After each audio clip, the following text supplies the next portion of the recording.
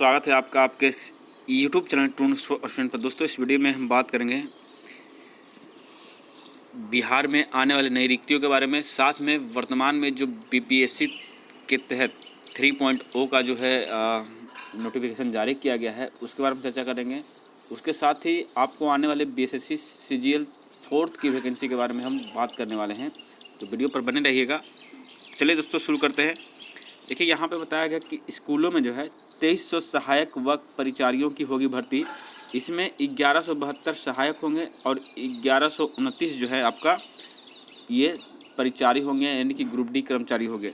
और दोस्तों, यहाँ पर डिटेल में चर्चा भी किया गया है कि किस ज़िले में कितने जो है सीटें खाली है, कौन से पोस्ट की, और इनकी भर्ती कब तक आएगी। दोस्तों, तो यहाँ पे देखिए बताया गया है कि सुबुगाहट अभी शुरू हुई है, यानी भर्ती आने में बहुत समय लग सकता है, ये इलेक्शन के बाद ही संभव है। लेकिन एक चीज़ और है यहाँ पे कि 50% जिसमें से पद है वो अनुकंपा पर होगा, यानी कि जिनके परिजन पहले से इसमें जॉब कर रहे हैं उन्हीं में से किसी को मिलेगा जो जिनके परिजन गुजर चुके हैं या फिर नहीं है, ठीक है। और बाकी जो है 50% सीट है उसकी नई भर्ती आएगी, चाहे वो बीएसएससी के माध्यम से आए या फिर बिहार शिक्षक भर्ती बोर्ड के माध्यम से आए, ठीक है। तो ये चीज़ है दोस्तों। अब हम आगे बढ़ते हैं। अगली खबर ये है दोस्तों कि बिहार में जो 3.0 का जो एग्ज़ाम होना है, यानी कि शिक्षक भर्ती 3.0 का, तो यहाँ पर कक्षा 1 से 5 तक के, कक्षा 6 से 8 तक के, और 9 से 10 और 11-12 का भी यहाँ पे नोटिफिकेशन जारी कर दिया गया है। और इसमें साफ साफ एक चीज़ मेंशन किया गया है, छात्रों की वैसे मांग थी लेकिन यहाँ पे ये गलत किया गया है। वो ये है दोस्तों कि जो सीटेट पास या फिर स्टेट पास नहीं है, यानी अपीयरिंग स्टूडेंट है, उनको इसमें मौका नहीं दिया जाएगा। अब दोस्तों बात ये आती है कि स्टेट की वैकेंसी हो चाहे सीटेट की नोटिफिकेशन हो, दोनों का नोटिफिकेशन जो है वो लगभग दिसंबर से जनवरी-फरवरी में ही आ गया था। तो सिंपल सी बात है, जब जनवरी में ही आ गए थे और या फिर दिसंबर में ही आ गए थे तो इनका एग्ज़ाम कंडक्ट करवा लेना चाहिए था, उसके बाद ये वैकेंसी आनी थी। इतनी हड़बड़ी क्यों थी वैकेंसी? क्योंकि अभी हाल ही में 2 वैकेंसी बिहार में शिक्षक भर्ती हुई, तो कम से कम नए छात्रों को भी मौका मिल जाता। लेकिन नए छात्रों को मौका मिलेगा तब जब वैकेंसी न के बराबर आने लगेगी, यानी कि जब पूरा वैकेंसी अभी ख़त्म हो ही जाएंगे तो फिर अगस्त में क्या बचेगा? अगस्त में मुश्किल से 20 से 25 हज़ार वैकेंसी आएंगी, वही वैकेंसी जिसमें छात्र नियोजित नहीं होते हैं या फिर वो उसमें एक्सेप्ट नहीं करते हैं, उस वैकेंसी को, नौकरी को छोड़ देते हैं।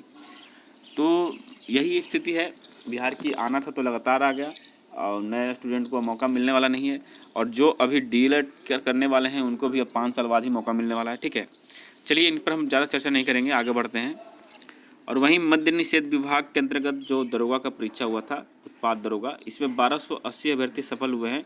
यूआर की अगर बात करें दोस्तों, कट ऑफ 144 गया है, यानी कि 72 मार्क्स जिनके भी थे उनके यहाँ पे रिजल्ट आए हैं। वहीं बात करें दोस्तों ईडब्ल्यूएस के 70 गए हैं, और वहीं बात करें ओबीसी के, तो ओबीसी के आपका यहाँ पे 138 यानी कि 69 कह सकते हैं, 69 यहाँ पर कट ऑफ गया है।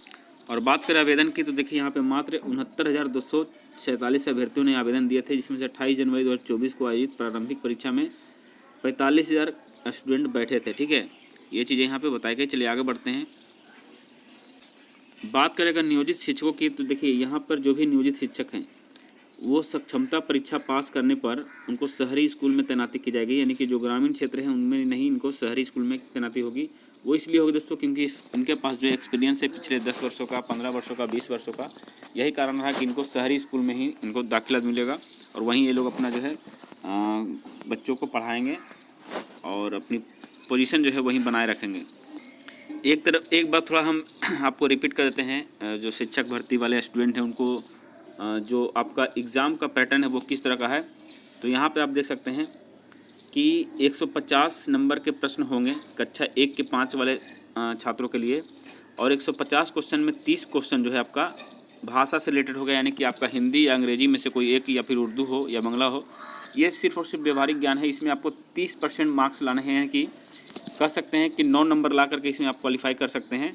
उसके बाद 120 मार्क्स का जो है आपका सामान्य अध्ययन का पेपर होगा, जिसमें आपका प्राथमिक गणित पूछा जा सकता है, रीजनिंग पूछे जा सकते हैं, करंट अफेयर पूछे जा सकते हैं, विज्ञान पूछे जाएंगे, सामाजिक विज्ञान पूछे जाएंगे, भारतीय राष्ट्रीय आंदोलन, भूगोल और पर्यावरण शामिल इसमें है। और 120 में से आप जितने अच्छे स्कोर कर पाते हैं वही आपका मेरिट बनेगा। और आपको पता है कि पिछला मेरिट की अगर बात करें तो सबसे पहली बार जब आया था तो 50, 55, 56 में हुए थे, 40, 45 भी कैटेगरी वाइज हुआ था। उसके बाद 70, 72 तक भी चले गए थे। तो ज़्यादा कट ऑफ नहीं जाता इसमें, कट ऑफ ज़्यादा जाने की कोई संभावना नहीं है, लेकिन आप लोग मेहनत जरूर करिएगा। और जो भी पढ़ना है आपको, मेरे ख्याल से आप NCERT बेस ही पढ़िए तो ज़्यादा बेहतर होगा। वहीं कक्षा 6 और 8 के लिए बात करें तो यहाँ पर 3 भाग किए गए एग्ज़ाम का। एक है आपका 30 नंबर का हिंदी, इंग्लिश, बांग्ला, उर्दू, जो भी आपको सिर्फ क्वालिफाई नेचर का है। भाग 2 में आपको 40 और भाग 3 में आपको 80 मार्क्स को होंगे परीक्षा, ठीक है। भाग 2 के अगर विषय की बात करें तो भाग 2 में आपका गणित, सामान्य जागरूकता, सामान्य विज्ञान, भारतीय राष्ट्रीय आंदोलन और भूगोल शामिल रहेगा। वहीं भाग 3 की बात करें तो मध्य विद्यालय के अध्यापकों के लिए उम्मीदवारों द्वारा इन पत्रों के किसी एक में पूछे जाने गणित हो एवं विज्ञान, सामाजिक विज्ञान, हिंदी, संस्कृत या अंग्रेजी, कोई एक विषय पर आपका जो है पेपर यहाँ पर होगा, ठीक है। और यहाँ पर बताया गया है कि सेक्शन 2 में अगर हम बात करें तो भूगोल, अर्थशास्त्र, राजनीति शास्त्र विषय में से किसी एक विषय का चयन जरूर करना होगा। और यदि अभ्यर्थी सेक्शन 1 में भूगोल का चयन करते हैं तो सेक्शन 2 में अर्थशास्त्र, राजनीति शास्त्र में से कोई एक चुनना होगा, ठीक है। आगे बढ़ते हैं दोस्तों। ये अगला है आपका कक्षा 10 के लिए, सॉरी 6 to 10 9 to 10 के लिए, ठीक है।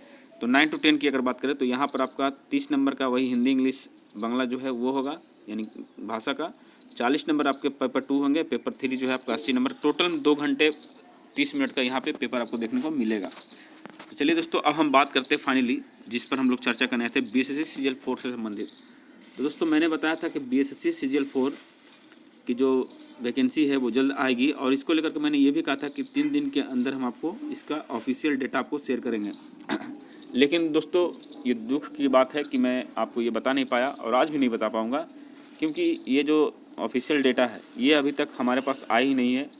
कैसे आएगी भाई? जब कुछ इस पर मंथन होगा तभी तो आएगी। तो BSSC ने ऐसा कुछ अभी जारी नहीं किया है और आगे अगले 10 दिनों तक कुछ भी जारी नहीं करने वाली है, क्योंकि अभी वो जो है जो नोटिफिकेशन होता है उसका प्रारूप तैयार करने में लगी हुई है। और जैसे ही नोटिफिकेशन बनता है वो सामान्य प्रशासन विभाग को एक बार फाइनलाइज करने के लिए भेजेगी और आपका नोटिफिकेशन जारी हो जाएगा। तो मेरे ख्याल से आपको 10 दिन का इंतजार करना पड़ सकता है, 10 से 12 दिनों का। उसके बाद ही आपको कोई डेटा देखने को मिल जाएगी। वैसे अगर 1-2 दिन में कुछ अलग से शॉर्ट नोटिस भी आती है तो हम आपको ज़रूर बताएंगे, लेकिन मेरे ख्याल से आपको 10 से 12 दिन आपको रुकने चाहिए। एक बात तो तय है दोस्तों कि फरवरी लास्ट में ही आपका 100% आपका नोटिफिकेशन जारी होगा। ये मत सोचिए कि नोटिफिकेशन डिले किया जा रहा है या नोटिफिकेशन जून जुलाई में आएगा, ऐसा कुछ नहीं है। आपको मार्च से पहले एनी हाउ, यानी कि इसी महीने के अंतिम तक आपको नोटिफिकेशन देखने को मिल जाएगा। पदों की संख्या वही जो मैंने बताया था, 2800 प्लस पद आपको देखने को मिलेंगे। अच्छे खासे पद इस बार रहने वाले हैं। और बता दें दोस्तों कि सचिवालय सहायक यानी कि ASO की अगर बात करें, सहायक प्रशाखा पदाधिकारी, यहाँ पे सबसे मैक्सिमम पोस्ट रहेंगे 1200 प्लस। जो आज तक आपने सुना होगा 700-800, लेकिन यहाँ पे मैं आपको पहले से बता दे रहा हूँ 1200 प्लस यहाँ पे पोस्ट देखने को मिलेंगे। चलिए मिलते हैं नए वीडियो में नए अपडेट के साथ। तब तक जय हिंद, जय भारत।